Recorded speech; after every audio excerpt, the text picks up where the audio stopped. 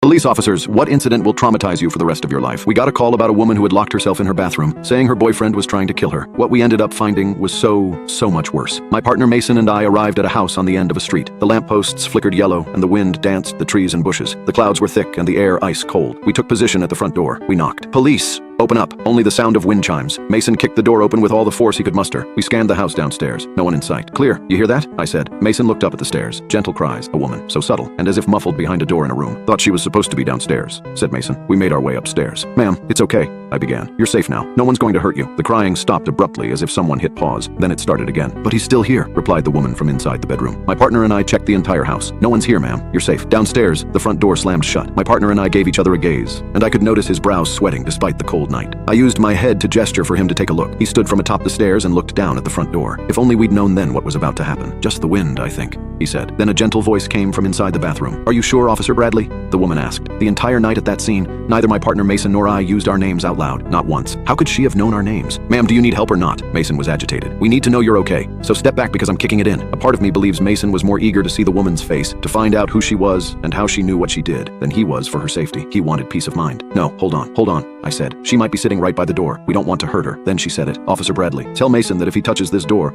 I will visit his family in the late hours of a certain night and break down a door of my own. The woman's voice was an octave deeper when she said that. I never understood the expression. White as a ghost. Do people actually turn that pale in the face? I learned that they in fact did when I saw my partner react to those sinister words. I couldn't stop him from kicking in that bedroom door this time, but when he did, we found nobody inside. There wasn't a window above the shower through which to escape or another door to go through, and yet we were certain that we just had a full conversation with a woman behind this door. We scanned the entire house, including the backyard, one last time, inch by inch, nothing. When it was time to leave, we gave each other a look and left the house without even looking back. Now, this is the part of the story I haven't told anyone. It's just too disturbing to even comprehend. I didn't even tell Mason. We were sufficiently shaken up, so I didn't want to tell him this. When we left the house, I drove us back to the station that night. He probably thought I didn't notice, but his hands were shaking too much to drive comfortably. He doesn't drink coffee. As I reversed the cruiser out the street, Mason didn't look back at the house, but the truth is, I did, and I sincerely wish that I hadn't. I looked and squinted at a garbage can by the side of the house to see a strange, dark figure kneeling by the gate, as if watching us leave. And as we finally drove away, as the house became more and more distant in our mirror, the figure slowly stood itself up, and I'll swear even today that, as it stood up, it didn't stop rising until its head peeked over the roof of that two-story house.